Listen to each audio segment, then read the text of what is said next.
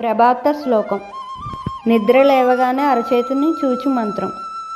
ఓం కరాగ్రే వసతే లక్ష్మీ కరమధ్యే సరస్వతి కరమౌళే స్థితా గౌరీ ప్రభాతే కరదర్శనం.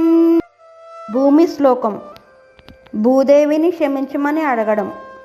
ఓం సముద్రవసతే దేవి పర్వతస్థల మండలే విష్ణుపత్ని నమస్తుభ్యం పాదస్పర్శం క్షమస్వ మే. మహావిష్ణు మహేశ్వరులను స్తుతించడం. ఓం బ్రహ్మస్వరూపముదయే